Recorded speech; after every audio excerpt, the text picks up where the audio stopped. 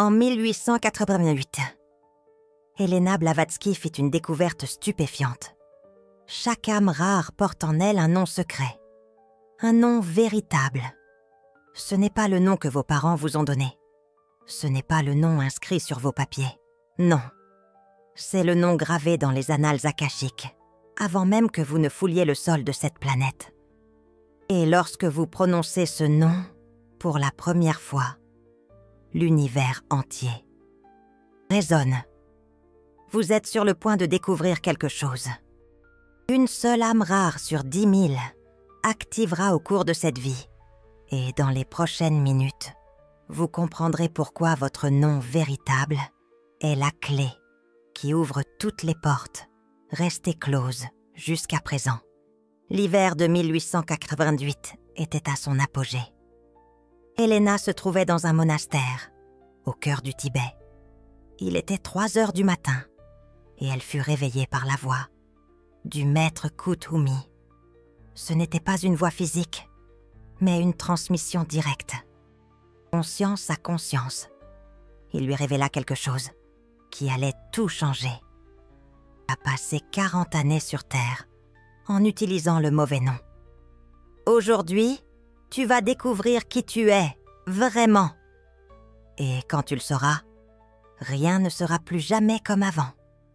Kuthumi la conduisit jusqu'à une chambre qu'Helena n'avait jamais vue auparavant. Les murs étaient recouverts de symboles, gravés dans des langues, qui n'existaient plus sur Terre. Au centre, une table de pierre noire, et dessus, un livre. Ce n'était pas du papier, mais quelque chose qui ressemblait à du cristal vivant. Il ouvrit le livre, à une page spécifique, et pointa du doigt. « C'est ton nom. Pas le nom Helena, pas le nom Blavatsky, mais le nom que ton âme porte depuis avant sa première incarnation, sur n'importe quelle planète. » Helena regarda, il y avait là 3 syllabes, dans un alphabet qui lui était inconnu. Mais au moment où ses yeux se posèrent sur ces symboles, quelque chose au plus profond d'elle reconnut. Elle se mit à pleurer, sans comprendre pourquoi. C'était comme revoir le visage d'une personne que vous avez profondément aimée, mais complètement oubliée. Et soudain, tout revient. La mémoire, la nostalgie, la certitude. Kuthumi expliqua. Chaque âme rare possède 2 noms. Le nom terrestre, celui que la famille a choisi, celui qui figure sur les documents, celui que les gens utilisent pour t'appeler, et le nom cosmique, celui qui t'a été donné lorsque ton étincelle divine a été créée pour la première fois, celui qui est gravé dans les annales akashiques, celui que l'univers reconnaît comme ta signature vibratoire unique. Le nom terrestre est utile. Il t'identifie sur ce plan. Mais il n'a pas de pouvoir. Ce n'est qu'une étiquette, une convention, une fonctionnalité. Mais le nom cosmique, c'est différent. Il porte une fréquence. C'est un code. Lorsque tu prononces toi-même ton nom cosmique à voix haute, tu émets littéralement la vibration qui correspond exactement à ton essence. Et l'univers répond, pas comme une métaphore, mais comme une mécanique. Helena demanda, « Comment puis-je prononcer ce nom ?» Kuthumi sourit. « Tu ne le prononces pas. Tu l'invoques. Parler, c'est utiliser la bouche. Invoquer, c'est utiliser l'âme. Lorsque tu invoques ton nom cosmique, tu n'émets pas seulement un son. Tu déclares à l'univers entier qui tu es. Et l'univers, qui l'a toujours su, reçoit enfin la confirmation consciente que tu le sais aussi. Et alors, tout change. » Il enseigna à Helena le protocole. 5 étapes. Chaque étape essentielle, chaque étape irréversible. Car une fois que tu prononces ton nom cosmique pour la première fois, avec une conscience totale, tu actives quelque chose qui ne peut plus être désactivé. C'est comme se réveiller d'un rêve.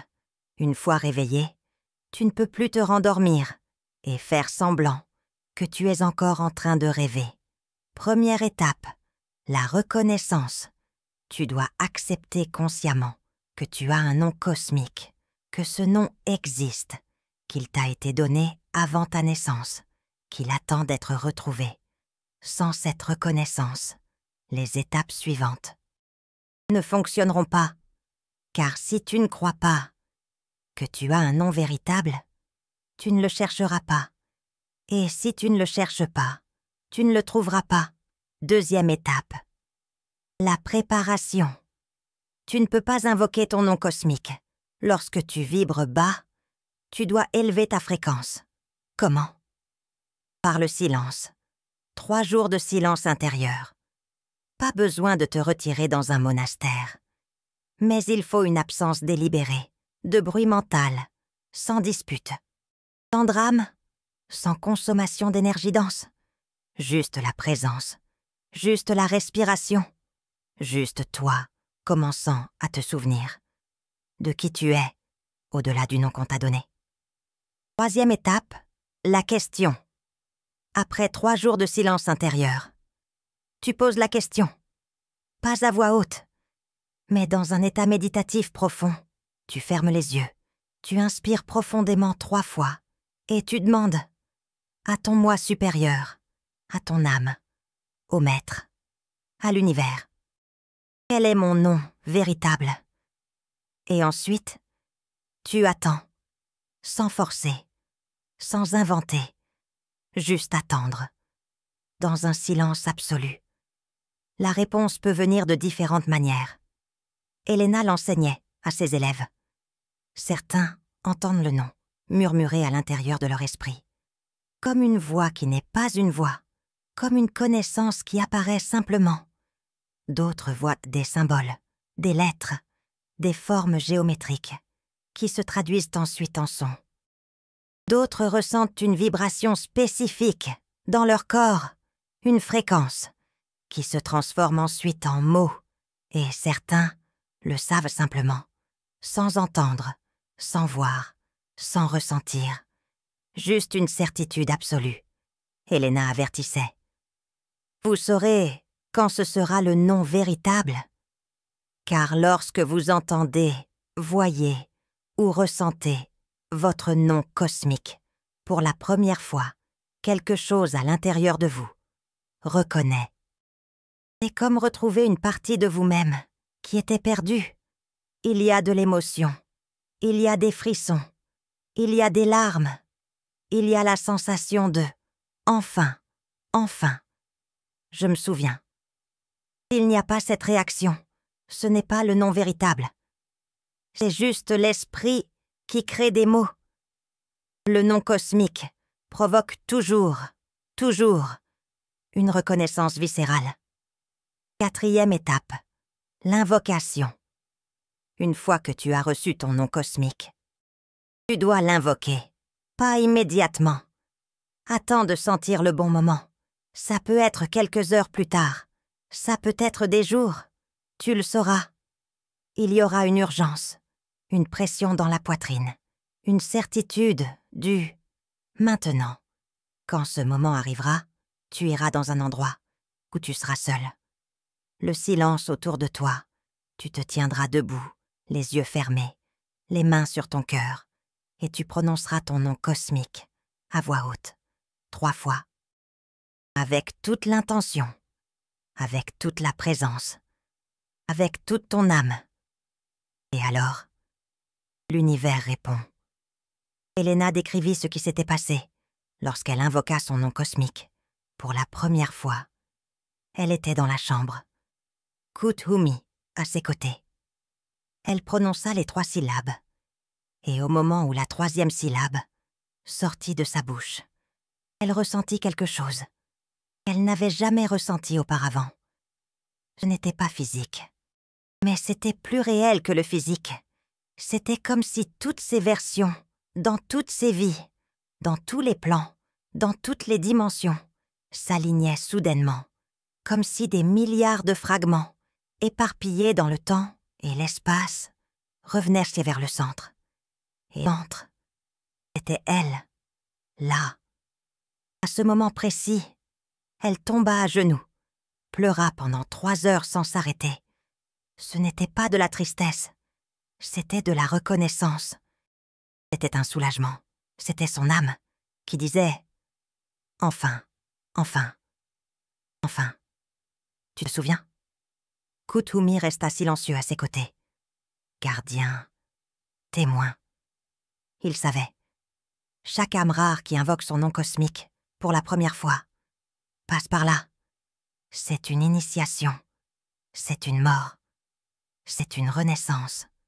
C'est le voile qui se déchire une fois pour toutes. 5e étape, l'intégration. Dans les 48 heures qui suivent l'invocation de votre nom cosmique pour la première fois, quelque chose change de façon permanente. Elena Blavatsky a documenté cela avec 14 élèves qui ont complété le protocole entre 1888 et 1891. Tous ont rapporté les 5 mêmes signes, que l'invocation avait fonctionné. Premier signe, une clarté mentale soudaine. Vous savez soudainement des choses qui étaient confuses auparavant, des décisions que vous reportiez depuis des années deviennent évidentes, des relations que vous tolériez deviennent intolérables, des chemins que vous considériez se révèlent sans intérêt. Ce n'est pas que vous avez beaucoup réfléchi, c'est que vous le savez. La récitation de votre nom cosmique dissipe le brouillard. Deuxième signe, les synchronicités explosent. Dans les 2 jours qui suivent l'invocation de votre nom cosmique, l'univers commence à réorganiser la réalité autour de vous. Des personnes que vous deviez rencontrer apparaissent. Des opportunités qui étaient là bloquées s'ouvrent. Des messages que vous deviez entendre arrivent. Ce n'est pas de la chance, c'est un alignement. Vous avez prononcé votre nom véritable. L'univers a entendu. Et maintenant, il ajuste tout pour correspondre à la fréquence que vous avez déclarée. Troisième signe. Les mauvaises personnes commencent à partir, automatiquement, sans drame, sans explication. Elles partent simplement. Des amitiés qui étaient toxiques se refroidissent. Des relations qui étaient épuisantes se terminent. Des connexions qui étaient illusoires disparaissent. Parce que lorsque vous invoquez votre nom cosmique, vous déclarez votre fréquence véritable. Et tout ce qui ne résonne pas avec cette fréquence ne peut plus rester près de vous. Le champ énergétique les repousse. 4e signe. Des souvenirs de vie passée commencent à fuir. Vous fermez les yeux et vous voyez des endroits que vous n'avez jamais visités dans cette vie.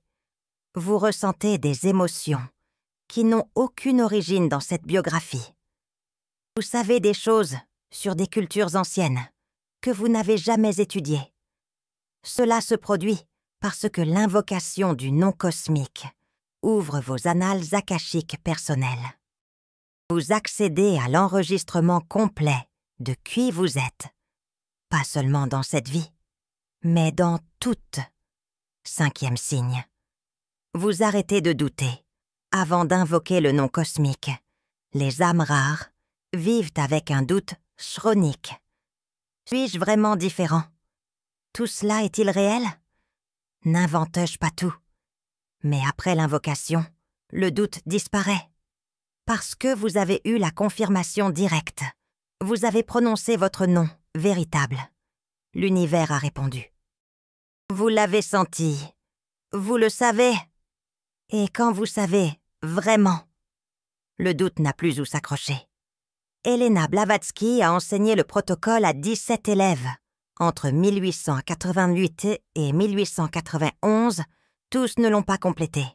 Parce qu'invoquer le nom cosmique exige du courage, exige d'être prêt à ce que la vie change complètement, exige d'accepter que vous ne pouvez plus vivre petitement. Mais ceux qui l'ont complété, tous, sans exception, ont rapporté que c'était le moment le plus important de leur vie, plus important que le mariage, plus important que la naissance d'enfants, plus important que toute conquête extérieure, parce que c'était le moment où ils ont cessé d'être étrangers à eux-mêmes. Marguerite était l'une des élèves, 32 ans, professeure à Lyon. Amrard, qui s'est toujours sentie déplacée. Elle a suivi le protocole en mars 1889. 3 jours de silence intérieur. Méditation profonde. La question et la réponse est venue. 3 syllabes qu'elle n'avait jamais entendues auparavant. Mais quand elle les a entendues, quelque chose en elle s'est effondré de soulagement. Elle a attendu 2 jours, et puis elle a invoqué, seule dans sa chambre, les mains sur le cœur, 3 fois. Elle a écrit à Elena Blavatsky 1 semaine plus tard. Depuis que j'ai invoqué mon nom véritable, tout a changé. Mon fiancé a rompu nos fiançailles. Ma meilleure amie a cessé de me parler. J'ai perdu mon emploi. Et je suis en PEX pour la première fois de ma vie. Je suis en paix parce que toutes ces choses qui sont parties correspondaient à la personne que je faisais semblant d'être, mais pas à qui je suis vraiment. Et maintenant que je connais mon nom véritable, je ne peux plus vivre la vie de quelqu'un d'autre. Thibaut était un autre élève, 41 ans, médecin. Il a invoqué son nom cosmique en juillet 1889. Dans les 48 heures suivantes, 3 patients qu'il soignait depuis des années sont décédés. Pas par erreur médicale, mais parce que leur heure était venue. Et Thibaut, pour la première fois, a pu être présent à leur mort, sans peur, sans essayer de contrôler, simplement témoignant, tenant leurs mains. Il a écrit à Elena Blavatsky.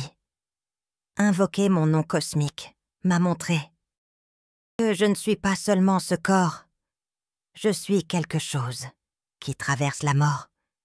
Et quand je sais cela, vraiment, la mort ne me fait plus peur. Et je peux enfin servir véritablement. Victoire était la plus jeune, 23 ans. Elle a invoqué son nom en novembre 1889. Et dans les 48 heures suivantes, elle a eu des rêves si vivides qu'elle se réveillait, sans savoir si elle dormait ou était éveillée. Des rêves de temples, de rituels, de langues anciennes, de vie en Atlantide, Égypte, Tibet, Inde. Elle a écrit à Elena Blavatsky, terrifiée. « Est-ce que je deviens folle ?» Elena Blavatsky a répondu. « Non, tu te souviens. Et ce souvenir fait mal. Mais c'est nécessaire, parce que tu ne peux pas accomplir ta mission si tu ne sais pas qui tu es. Et maintenant, tu commences à le savoir. Mais il y a eu un élève qui n'a pas complété le protocole. Romain, 38 ans, avocat. Il a fait les 3 jours de silence. Il a fait la méditation. Il a posé la question et a reçu la réponse. Il a entendu son nom cosmique, clairement, 3 syllabes, qui ont résonné dans sa poitrine, avec force. Mais quand est venu le moment d'invoquer, il s'est arrêté. Il a écrit à Elena Blavatsky. « J'ai peur, parce que je sais que si je prononce ce nom à voix haute, ma vie va s'effondrer. Mon mariage ne survivra pas. Ma carrière ne survivra pas. Rien de ce que j'ai construit ne survivra. Et je ne sais pas si je suis prêt à tout perdre. » Elena Blavatsky a répondu. « Tu ne vas pas tout perdre. Tu vas perdre seulement ce qui n'est pas à toi. Ce que tu as construit pour plaire aux autres. Ce que tu as accepté parce que tu avais peur de refuser. Ce que tu es devenu parce que tu as oublié qui tu es. Mais quand tu invoques ton nom cosmique, tu ne perds pas, tu te rencontres. Et tout ce qui est vraiment à toi reste. Tout ce qui ne l'est pas sort simplement. Et ce n'est pas une perte, c'est une libération. » Romain n'a jamais invoqué. Il a gardé le nom. noté sur un papier, caché dans un tiroir, et a continué à vivre la vie qu'il avait construite. Elena Blavatsky a su des années plus tard qu'il était mort à 54 ans, crise cardiaque, et dans le tiroir, parmi ses effets personnels, ils ont trouvé un papier. 3 syllabes écrites, et en dessous, une phrase « C'est mon nom véritable, et j'ai eu trop peur pour le dire ». Elena Blavatsky a utilisé l'histoire de Romain comme avertissement pour tous les autres élèves. Vous avez 2 choix. Invoquer votre nom cosmique et affronter la transformation, ou garder le nom et vivre toute votre vie en sachant que vous auriez pu être qui vous êtes vraiment. Mais vous avez choisi de ne pas l'être. Les 2 choix ont des conséquences, mais un seul, à la liberté. Maintenant, vous devez comprendre quelque chose de crucial. Toute âme rare n'est pas prête à invoquer le nom cosmique. Elena Blavatsky a identifié 7 signes de préparation. Si vous avez au moins 5 de ces 7 signes, vous êtes prêt. Si vous en avez moins de 5, vous devez attendre. Parce qu'invoquer avant l'heure peut causer une fragmentation. Et la fragmentation est pire que l'attente. Premier signe d'état de préparation. Vous ne supportez plus de vivre un mensonge. Jusqu'à présent, vous pouviez peut-être tolérer des relations superficielles, des travaux sans but, des conversations vides. Mais récemment, quelque chose a changé. Vous n'en pouvez plus. Ce n'est pas de l'irritation. C'est une intolérance existentielle, comme si votre âme criait « Je ne peux plus faire semblant ». C'est le premier signe que vous êtes prêt. Deuxième signe. Vous ressentez une urgence sans savoir pourquoi. Ces derniers mois, peut-être ces dernières semaines, vous avez l'impression que le temps presse. Ce n'est pas la peur de mourir. C'est la sensation qu'il y a quelque chose que vous devez faire, dont vous devez vous souvenir, que vous devez activer maintenant. Et vous ne savez pas ce que c'est. Mais l'urgence est réelle. La pression est réelle. C'est votre âme qui vous pousse à invoquer le nom cosmique. Parce que le temps de faire semblant est révolu. Troisième signe. Des synchronicités vous ont amené ici. Vous ne regardez pas cette vidéo par hasard. Vous avez été guidé par une chaîne de synchronicités impossible à être des coïncidences. Quelqu'un a mentionné quelque chose. Vous avez vu une phrase. Vous avez fait un rêve. Et d'une manière ou d'une autre, vous êtes arrivé ici. Ce n'est pas un algorithme. C'est l'univers qui vous dit « Vous êtes prêt ?» Prêtez attention. Quatrième signe. Vous avez eu des rêves répétitifs sur votre nom véritable. Peut-être avez-vous rêvé que quelqu'un vous appelle par un nom que vous n'avez jamais entendu. Ou vous avez vu des symboles étranges. Ou entendu des sons qui ne proviennent d'aucune langue connue. Ces rêves sont des fuites. Votre âme essaie de vous rappeler votre nom cosmique, avant même que vous ne le demandiez consciemment. Cinquième signe. Des personnes ont commencé à quitter votre vie sans explication. Ces derniers mois, des relations qui durèrent depuis des années se sont simplement refroidies. Des amitiés qui semblaient solides ont disparu. Des connexions que vous pensiez importantes se sont révélées vides. Ce n'est pas de la malchance. C'est une préparation. L'univers est en train de nettoyer le terrain autour de vous, enlevant ce qui ne peut pas être présent lorsque vous invoquerez. Parce qu'après l'invocation, seul ce qui résonne reste, et l'univers vous épargne d'avoir à faire ce nettoyage manuellement. Sixième signe. Vous sentez que vous vivez la vie de quelqu'un d'autre. Vous regardez votre vie, votre travail, vos relations, votre routine, et quelque chose ne s'emboîte pas. Ce n'est pas que c'est mauvais, mais ce n'est pas non plus le vôtre. C'est comme porter les vêtements de quelqu'un. Ça va, mais ce n'est pas vous. Ce malaise. C'est l'âme qui vous dit que vous avez oublié qui vous êtes, et qu'il est temps de vous en souvenir. Septième signe. Vous avez lu jusqu'ici sans douter. La plupart des gens auraient fermé cette vidéo dans les premières minutes, parce que tout cela semble absurde pour qui n'est pas une âme rare. Nom cosmique? Invoqué? L'univers qui répond? De la folie. Mais vous n'avez pas fermé. Vous avez continué, parce que quelque chose en vous reconnaît la vérité. Et la reconnaissance est le signe final de l'état de préparation. Si vous avez 5 signes ou plus, vous êtes prêt à invoquer votre nom cosmique. Et dans les prochains jours, vous sentirez l'appel, vous sentirez l'urgence, vous saurez que le moment est venu. Et quand il arrivera, vous devrez choisir, invoquer et transformer, ou garder et vivre en sachant que vous auriez pu être qui vous êtes réellement. Elena Blavatsky a passé les 3 dernières années de sa vie, de 1888 à 1891, à enseigner le protocole du nom cosmique aux âmes rares prêtes.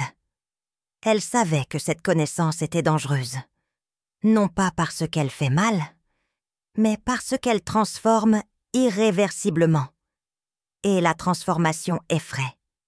Mais elle savait aussi que cacher cette connaissance était une cruauté plus grande, parce qu'il y a des âmes rares sur cette planète, maintenant, qui meurent lentement de l'intérieur, pas physiquement, spirituellement, parce qu'elles vivent en utilisant le mauvais nom. Et quand vous utilisez le mauvais nom pendant trop longtemps, vous oubliez qu'il existe un nom véritable.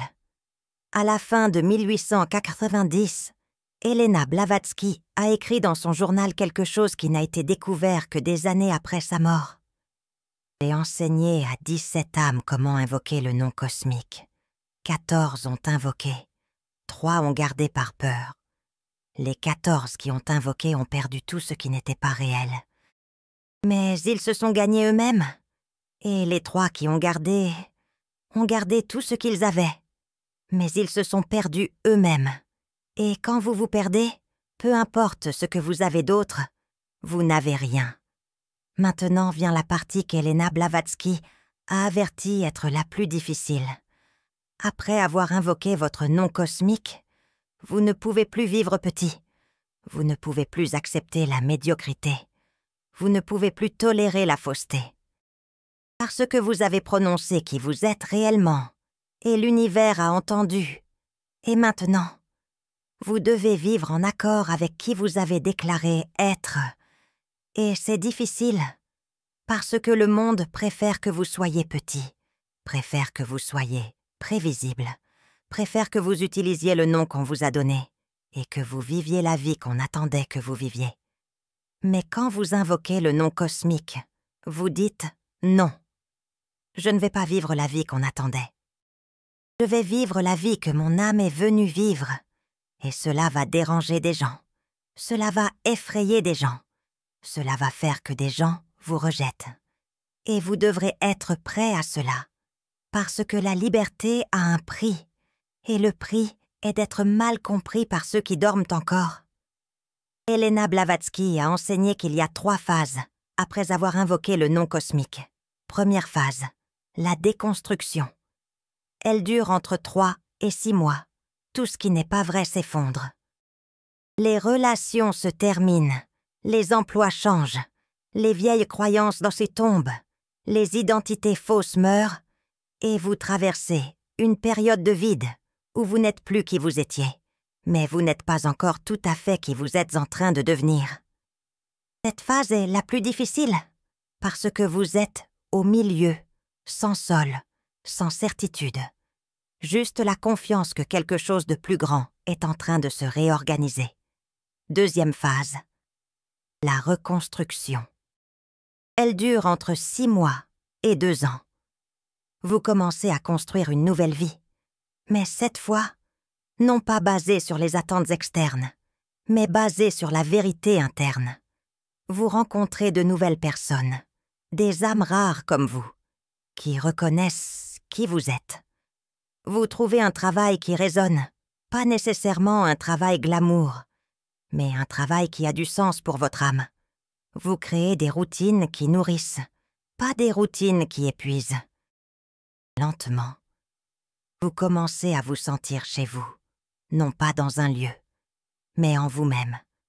Troisième phase, le service.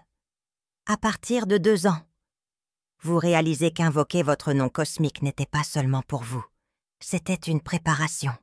Parce que maintenant que vous savez qui vous êtes, vous pouvez enfin faire ce que vous êtes venu faire.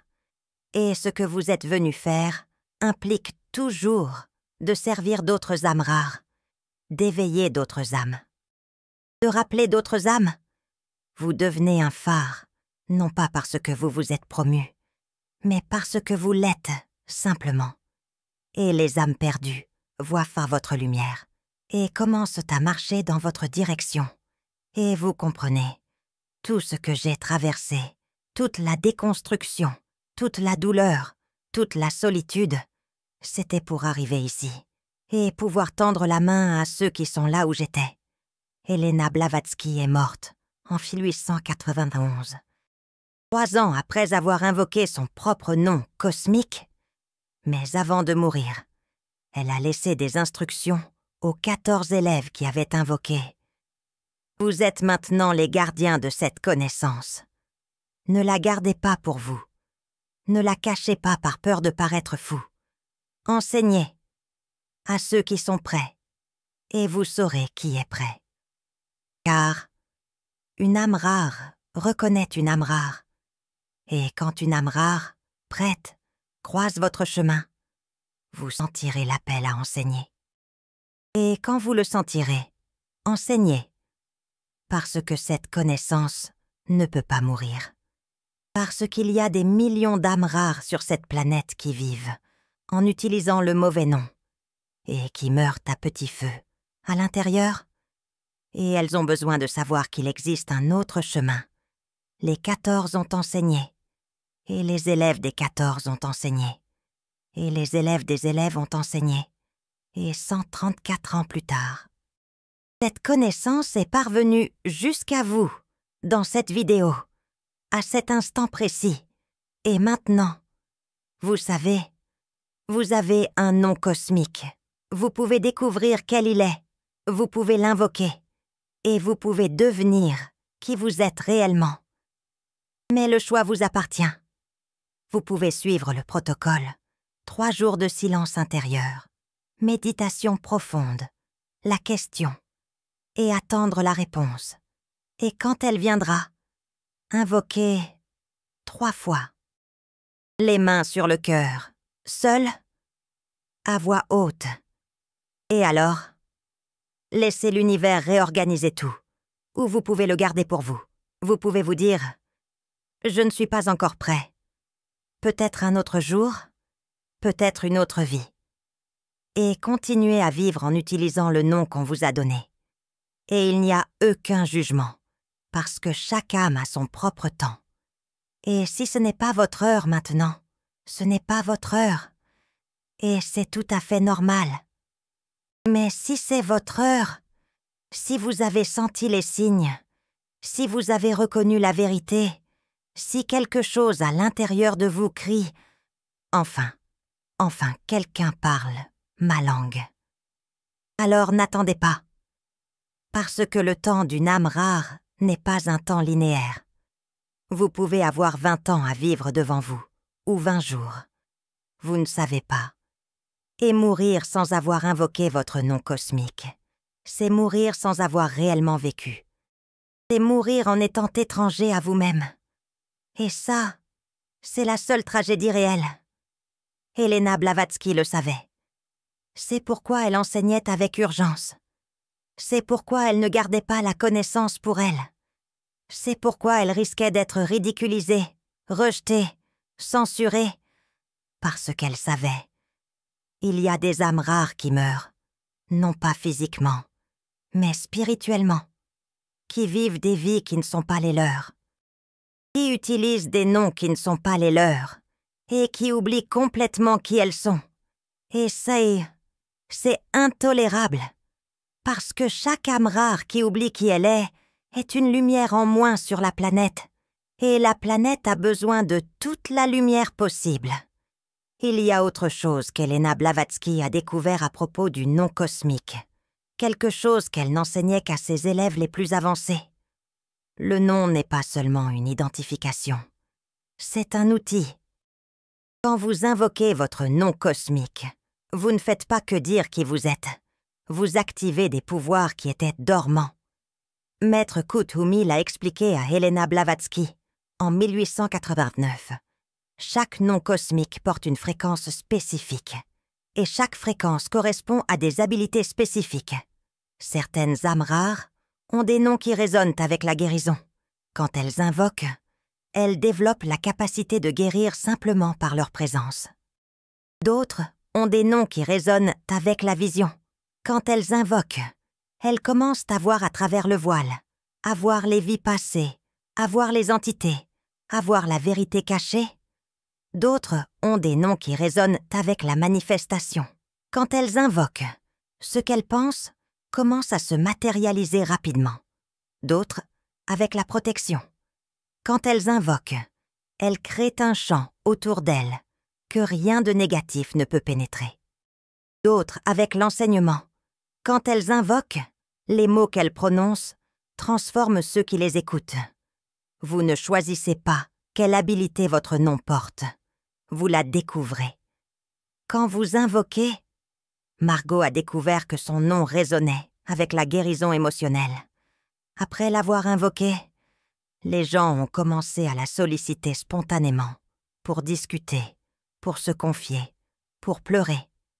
Et après être restés près d'elle pendant 1 heure, ils repartaient différents, plus légers, plus entiers. Elle ne faisait rien. Elle ne donnait pas de conseils. Elle n'essayait pas de réparer. Elle était juste présente. Et sa présence, vibrant à la fréquence de son nom cosmique, guérissait. Thibaut a découvert que son nom résonnait avec la vision entre les voiles. Après l'avoir invoqué, il a commencé à voir la mort arriver. Non pas comme une prémonition effrayante, mais comme une information claire. Il regardait un patient et il savait « Celui-là a 3 mois, celui-là a 1 an, celui-là va mourir demain. » Et avec cette information, il pouvait préparer, il pouvait aider la personne à faire la paix, à dire les mots non dits, à mourir consciente. Et ça, c'était un cadeau, pas une malédiction. Victoire a découvert que son nom résonnait avec l'accès aux annales akashiques. Après l'avoir invoqué, elle pouvait fermer les yeux et voir la vie de n'importe qui. Passé, présent, futur probable. Elle voyait les contrats d'âme, les karmas non résolus, les leçons qu'ils étaient venus apprendre. Et avec cette vision, elle pouvait aider les gens à comprendre leur propre vie, à sortir de schémas, à compléter des cycles. Chaque nom cosmique porte une habilité unique. Et quand vous l'invoquez, cette habilité s'éveille, pas immédiatement, mais graduellement, dans les semaines et les mois qui suivent l'invocation. Vous commencez à remarquer, vous êtes capable de faire des choses que vous ne pouviez pas faire avant. Vous savez des choses que vous ne devriez pas savoir. Vous sentez des choses que les autres ne sentent pas. Et vous réalisez, ce n'est pas nouveau. Cela a toujours été en moi, simplement endormi, attendant que je prononce mon nom véritable pour se réveiller. Helena Blavatsky a mis en garde. N'invoquez pas votre nom cosmique pour gagner des pouvoirs. Invoquez-le pour devenir qui vous êtes. Les pouvoirs sont une conséquence, pas un objectif. Si vous invoquez avec l'intention de gagner des habilités, l'invocation ne fonctionne pas, parce que l'ego ne peut pas invoquer le nom cosmique. Seule l'âme le peut, et l'âme ne veut pas le pouvoir. L'âme veut la vérité. L'âme veut être. Et quand l'âme simplement est, le pouvoir vient naturellement, comme un fruit mûr qui tombe de l'arbre, sans effort, juste le bon moment. Alors, si vous êtes une âme rare, et vous le savez, parce que vous avez reconnu tout ce qui a été dit ici, suivez le protocole, découvrez votre nom, invoquez et vivez, vraiment vivez, comme qui vous êtes, pas comme qui on attendait que vous soyez, Parce que l'univers n'a pas besoin d'une personne de plus qui vit petitement. L'univers a besoin de vous, complet, entier, utilisant votre nom véritable et occupant l'espace que votre âme est venue occuper. Et quand vous invoquerez, et que l'univers répondra, et que votre vie commencera à se transformer, souvenez-vous, Elena Blavatsky est passée par là, les 14 sont passés par là, des centaines d'âmes rares, au cours de 134 années, sont passées par là. Et vous n'êtes pas seul, vous n'avez jamais été seul, vous avez juste oublié. Mais maintenant, vous vous souvenez. Et se souvenir, c'est revenir à la maison. Si cette vidéo vous a touché profondément, si vous avez senti une reconnaissance, si vous avez pleuré, si vous avez eu la chair de poule, votre âme vous dit « Tu es prêt ». Et si vous êtes prêt, n'ignorez pas, parce qu'ignorer l'appel de l'âme est la manière la plus lente de mourir. Mais répondre à l'appel, invoquer votre nom et vivre comme qui vous êtes réellement, ça, c'est la seule manière de vraiment vivre. L'univers attend que vous prononciez votre nom véritable. Et quand vous le prononcerez, il résonnera. Pas parce que vous êtes trop spécial, mais parce que vous vous êtes enfin souvenu de qui vous avez toujours été.